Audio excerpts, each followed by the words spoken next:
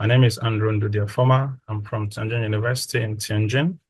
So today I'll talk on the application of machine learning approach to elucidate the transformation of the chemical and agronomic properties of biochar from sewage sludge pyrolysis. So as a way of introduction, I would like to define what is sewage sludge. It simply means the semi-solid byproduct from sewage treatment. And as you can see from this figure here, usually it contains very high moisture content, usually above 80%. Also contains some heavy metals, contains pathogens. Okay, sorry. Okay, very good. Usually contains high moisture content, usually more than 80%, contains heavy metals, pathogens, as well as is also rich in organic matter. Now, as you can see from this figure here, that from 2015, as the year goes by, from 2015 to 2022, we can see an incremental increase in sewage output in China, meaning that there is need for an urgent attention to sewage sludge. So as such, we need an efficient disposal method and also a way to actually utilize sewage sludge for secondary utilization. Now, from the next slide, we can see different disposal methods to handle sewage sludge. And here we have incineration, landfilling, gasification, anaerobic digestion, then direct soil use. However, each of these methods actually have their own pros and cons. As you can see from the direct use for agriculture, we usually have issues of heavy metal contamination. So when we use sewage sludge directly on the soil, it actually gives issues such as heavy metal contamination. Then when it's disposed in open landfills, it could lead to open burning, also polluting the environment. And when it's incinerated, we have issues such as NOx, SOx, dioxins, and other pollutant formation. So amongst all the method of disposing sewage sludge, one of the most environmentally benign option is pyrolysis. Because when you pyrolyze biochar, it simply means the thermal decomposition of sewage sludge at elevated temperature, usually from 400 to 800 degrees Celsius, in the absence of oxygen to yield bio-oil, syngas, and biochar. And the major benefit is that it ensures a stable biochar production and also leads to high volume reduction of the sewage sludge. Now, briefly, I'm going to talk about machine learning, why we really need machine learning in sewage sludge pyrolysis. Now, based on the fact that sewage sludge has a lot of uses, such as soil amendments, energy, and environmental purposes, the biochar obtained from sewage sludge also, has such uses as well. So as such, a sludge biochar can be used as a soil amendment, used in energy and environmental purposes. However, one of the main issues that is actually a drawback is the heavy metal content in sewage sludge biochar. So as the interest in sewage sludge biochar continues to rise, there is need for us to actually have a good understanding on how to predict the properties of sewage sludge biochar. And as such, optimizing the sludge properties to obtain high quality biochar through various experimental approaches is usually complex, expensive, and also time consuming. So based on this, applying AI or machine learning is actually a very good option to cut cost and time consumed for different experimental runs. So when we apply machine learning, we can easily leverage on existing data to easily predict biochar properties with high accuracy, thereby saving time and energy from multiple experimental trials. So what's the problem statement for my presentation? So first, now, despite the abundance of experimental data, not much work has been done on predicting sludge biochar properties using machine learning. So most of the published papers are usually on other biomass sources, such as sawdust and other plant residues. So very few people actually have focused on sewage sludge biochar. And the few papers that have been published, usually they predict very few output parameters with few data points. So as such, there is a need to actually provide a holistic understanding of the transformation of sewage sludge to biochar using machine learning. And the objective of this study is to use two machine learning models, namely random forest and XGBoost, to predict the chemical and agronomic properties of biochar from sewage sludge pyrolysis. Then with this, we can also understand the effect of each input parameters on the transformation of the properties of biochar. Then at the end, the best model between the random forest and XGBoost will be used to build a graphical user interface. This would be more like a web app where we can, input various slot properties. Then it gives us an instant value for our biochar properties. And this will be done using Streamlit. So now these are the materials and method. Now for the methodology, this flow chart gives us the process that is being followed throughout this study. So first of all, we start. Then from there, we source for different papers via Web of Science, Corpus, and Google Scholar. The aim is to get papers that have focus on sewage sludge pyrolysis as well as pyrolysis conditions and also biochar properties. Then after this, we remove the wanted papers because our aim is to get papers that focuses on sewage sludge pyrolysis, detailing different conditions for pyrolysis and also detailing the sludge properties as well as the biochar properties. So papers that don't really meet this criteria are removed. So initially from this stage, we got about 150 papers. Then after reading, I remove about 100 papers or thereabout, leaving us with about 50 papers.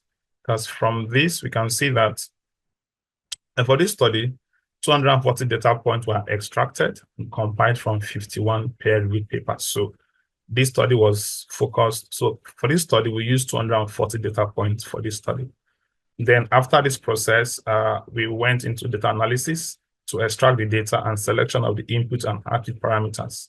So for this study, our input parameters are the sewage sludge properties, which are the ultimate properties of the sewage sludge, carbon content, the hydrogen content, nitrogen, oxygen, and sulfur, as well as the proximate properties of the sewage sludge, which includes the ash content, the volatile matter, the fixed carbon, as well as the pyrolysis conditions, the heating temperature, the reaction time, as well as the heating rate. While our output prediction for the biochar includes the biochar yield, the biochar carbon content, biochar hydrogen content, and all this. Now, some properties were actually omitted due to insufficient data. Example includes biochar heavy metal content of the biochar, the pore size, and the surface area. They were omitted because of insufficient data. So they were omitted so as to get accurate prediction.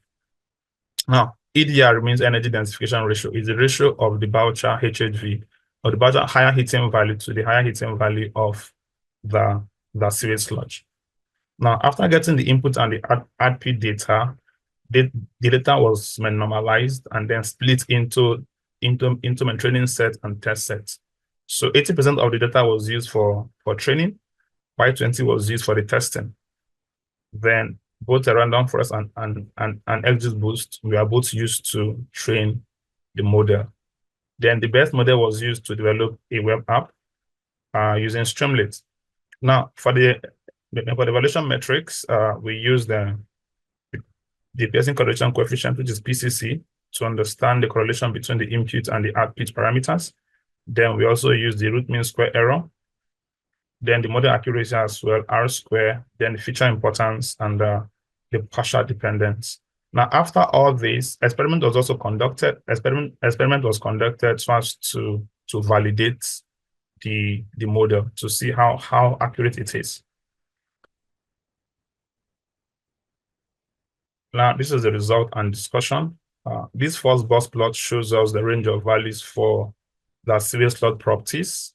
This is the range of value for the carbon content range for the sewage sludge properties. This for carbon, hydrogen, oxygen, nitrogen, sulfur, ash, volatile matter, and fixed carbon.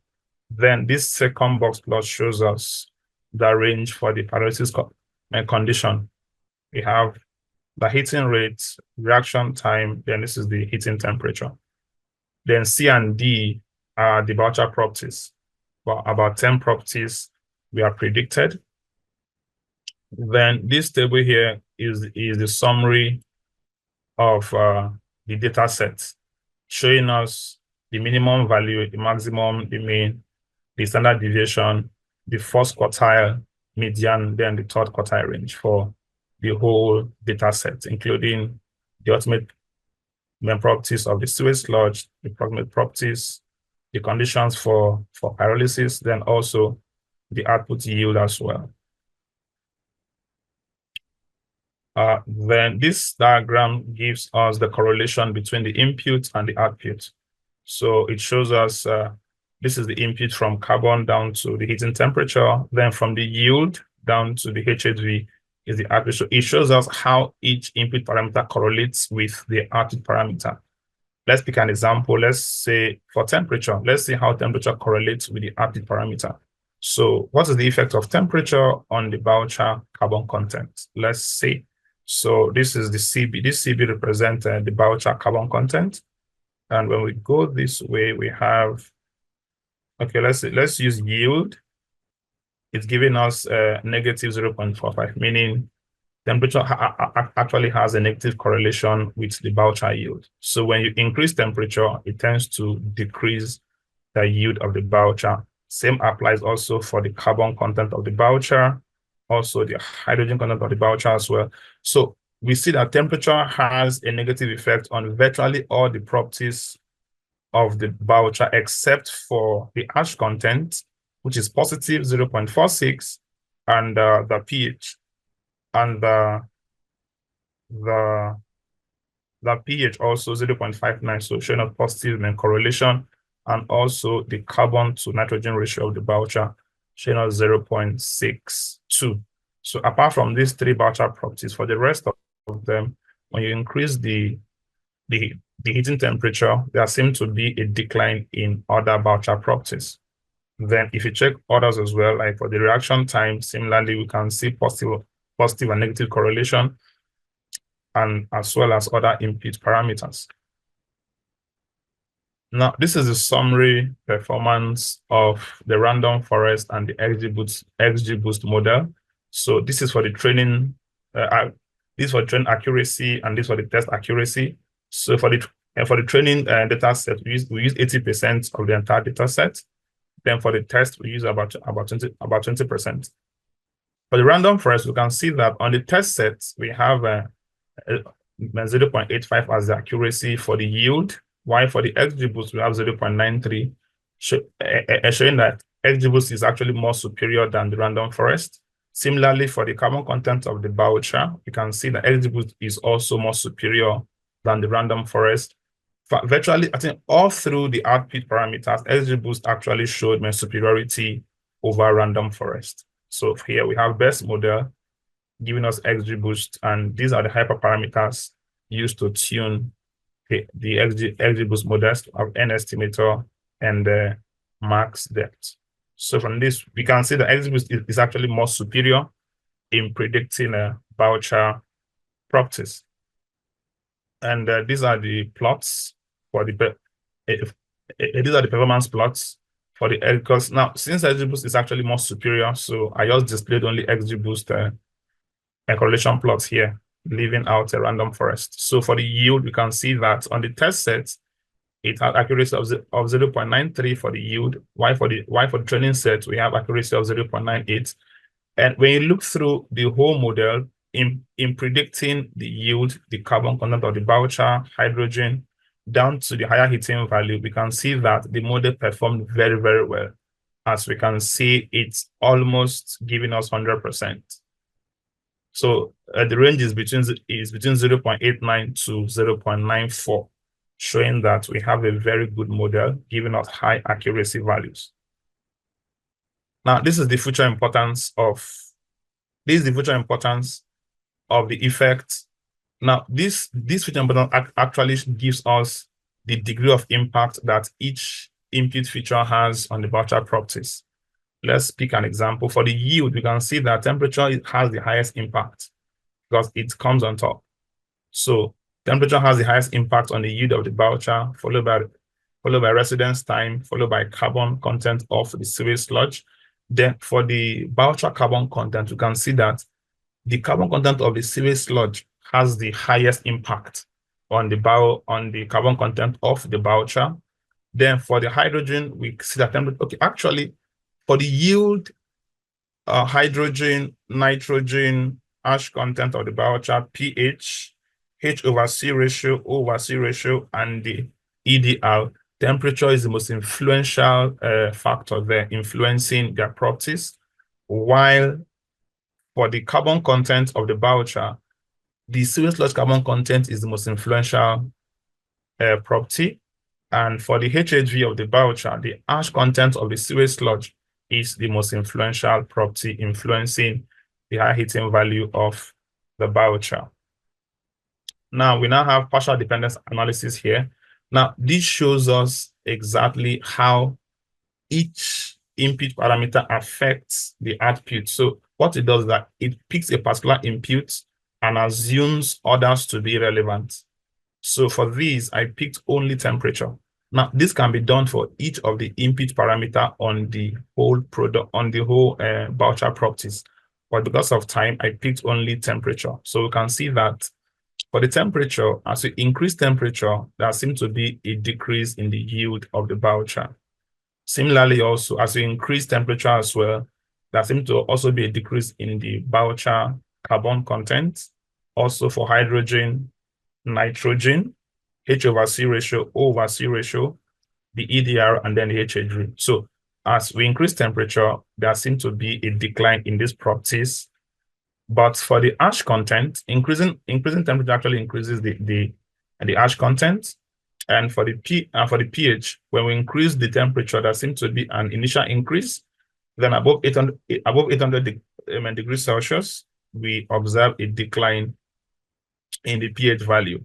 Now, increasing the temperature actually increases the pH value, and as such, biochar obtained from this can actually be used to rectify acidic soil. Because if you paralyze at a higher temperature, you seem to increase the pH of the biochar. Now, when you apply salt biochar to acidic soil, it helps to reduce it maybe close to alkaline states or reduce the acidity a little bit. Also, based on the International Biochar Institute, it's been said that for the H over C ratio, it shouldn't be more than 0.7. Yeah, so it should be less than or equal to 0.7. And from this, we can see that temperature that is correlating to 0.7 is about 500 or thereabout, 500. So 500 is actually very good. So to obtain H over C ratio that is less than or equals to 0.7, when you parallel that 500 degrees Celsius, you have salt biochar. Then for the O over C ratio, according to the International Biochar Initiative, it said that the O over C ratio shouldn't be, it should be less than 0.4. Yeah. Then yeah, so that is that for this part. Now, after all that, so we actually built a graphical user interface using Streamlit. Now, this will help make easier predictions for other scientists. And this is the interface for the prediction. This is the link for the interface. Let me open the link. So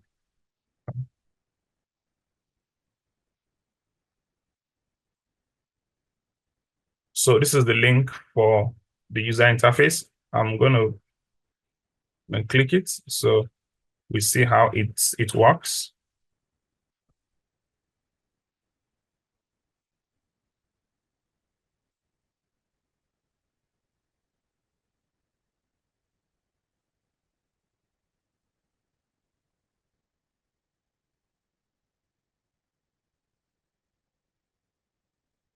Okay, so this is the user interface for the app that was developed for the web app. So once you have the properties of a sewage sludge and they should be in dry basis, you can easily just predict your biochar properties. I will show us an example. So I have a property of I have some properties here of a dry sewage sludge. Let me demonstrate it for us. So carbon content of 26%, hydrogen 3.9, oxygen 15.9, nitrogen 4.48, sulfur 1.07, ash content 49.10, volatile matter 47.10, fixed carbon 3.80, heating rate set at 20, residence time 60 minutes, temperature as 600 degrees Celsius heating temperature. So once you click on make predictions, these are the values of your biochar. Now, as you alter these properties up here, whether the ultimate properties, the proximate, or the conditions for the pyrolysis, you also have a different result here. So let's assume we put this to 1000 degrees Celsius. There will be a change in the properties of the biochar. It's now 53. The hydrogen of the biochar is 0.16, ash content 82.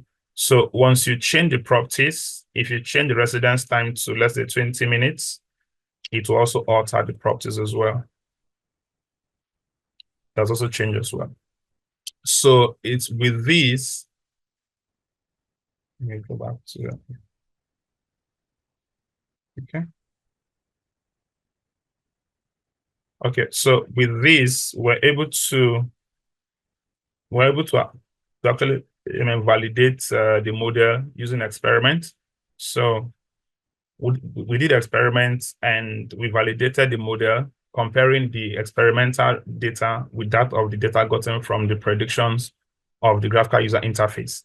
As you can see here, the purple marked values are from the experiment. So this is the input parameter for the experiment, carbon content, hydrogen, and all. These are input. This is the approximate properties. Then this is the conditions for the pyrolysis. So this was carried out in a fixed bed reactor, and we got this for the biochar properties. Then this was actually imputed into the user interface of the web app. Then it gave these values. So this is for 400 degrees Celsius heating temperature. As you can see, very close values. Then this is for 500. This is for 500 degrees Celsius heating temperature. Also close values, 58, 56, 18, 16, very close. And this is for 600, also close. So showing that we actually have a very high accurate model. Then conclusion. Okay. Conclusion. So we can see the exhibit actually showed a superior quality over the random forest with R-square values of 0.89 to 0.94 on the test set. And also from the model, it was observed that temperature and sludge carbon content influence the biochar properties the most. And pyrolyzing above 800 degrees Celsius showed no much effect on the biochar properties. At high temperature, we tend to observe increase in ash content and pH values, but decrease in other properties of the biochar. Then the developed user interface will actually help give instant predictions of sludge biochar, thereby saving time and energy from multiple experimental trials. Now, this result would guide the selection of appropriate conditions for pyrolysis to obtain specific biochar properties tailored for various intended applications. And this is the graphical summary of the entire study. So from dry sewage sludge, we have the properties of the sewage sludge, which comprise of the input features, the ultimate properties, the approximate properties, then also the conditions for pyrolysis. Then this is fed into a machine learning model, 2, random forest and XGBoost. Then from this, we have the properties of the biochar, about 10 properties. Then this shows us the plot of correlation, and that this is the graphical user interface that was developed at the end. Thanks for listening. Thank you very much, Andrew. That looks very good. A very interesting approach you did there. You got some questions in the chat. I want to start just with a technical one. What do you think? How many samples do you need to develop something like that? I remember you said you had 240 data points, but yes, what would be the minimum to get a reasonable result? Minimum should, okay, well, I don't think that's a minimum per se, but the more data points you have, the more accurate model you have. So let's say minimum should be, let's say, 150 data points should be minimum. Because actually, when it comes to machine learning work, you need a very large data, like you need large data volume. So the more the data, the more you have accurate model. Okay.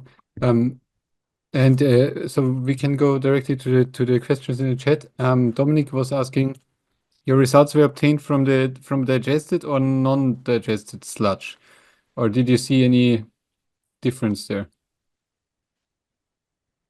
You mean The my input, result from, the sorry? the, the sludge that was processed. Do you know if that was digested or non-digested or both? Undigested, non-digested. Okay. Yeah, non-digested sludge, yeah.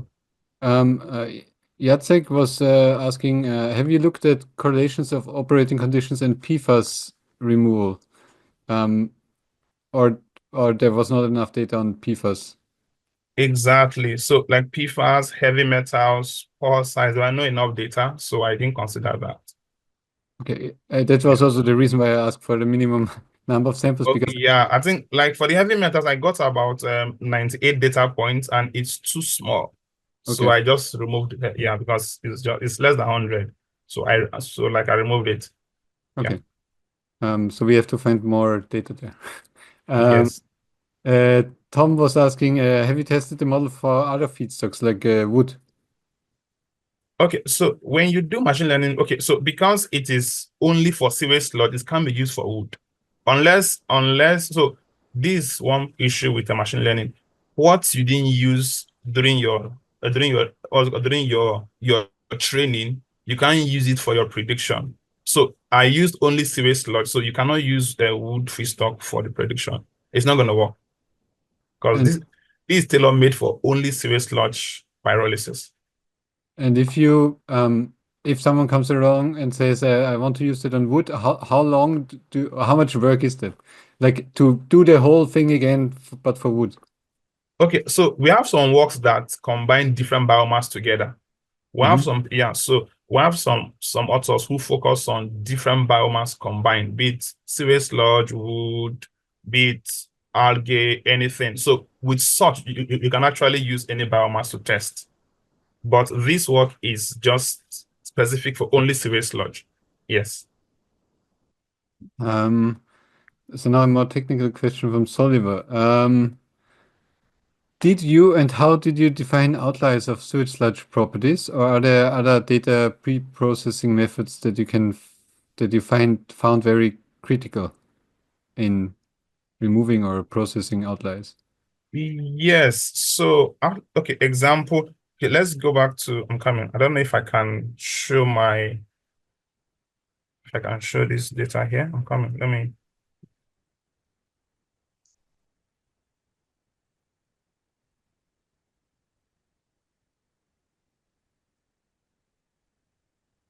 okay. So things like this. So I actually checked online. Let's assume like for the volatile matters, right? We have minimum value 17 to maximum 73. So what I did was, what I set was the minimum value of volatile matter should be 15 and maximum 80. So any serious law that falls outside this range, I remove them. I see them as outliers, so I remove them. I don't use such here. I just give example of one. So similarly, also as well for the carbon, for the like example, if I see sludge that has carbon content of about, let's say, 2%, I will just remove it. I'll see it as an outlier because it's far from my range that actually sets for my data set. So I remove such.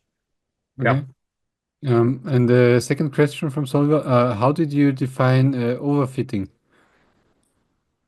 For example, for your random forest predictions on hydrogen, the difference in your R2 value between the train and test set, was there a threshold you used to define a model's overfit? So actually, okay, I tuned the model actually. Initially, I actually had overfitting, so like I had to tune the model using different hyperparameter tuning. I used the N estimators, max depth, and as well as other. to actually tune the model. So at first, I actually had overfitting, but I had to now tune the model to make it a little bit more accurate. Yeah. So I hope that answers Oliver's question because I'm not a modeler, so I don't really understand what this all is about. Wahid was asking, great job. What were the criteria to choose the papers that you included?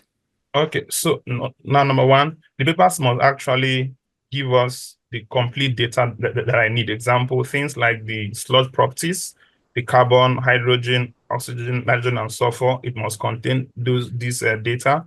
It must also contain the sludge ash content, volatile matter, and fixed carbon, as well as the conditions for pyrolysis. So if it's missing, I'm not going to pick such paper. Then also, it must also give me at least two of the biochar properties. Example, like for some papers, they might give you all these, but they will give you maybe only one property of the biochar. So like it depends, but the main criteria is that it must give me the complete input parameters of the sewage sludge. Or let's assume if one should be, okay, let's assume maybe if they omit oxygen, for instance, I can easily replace that because your carbon, hydrogen, oxygen, plus your ash will give him a 100.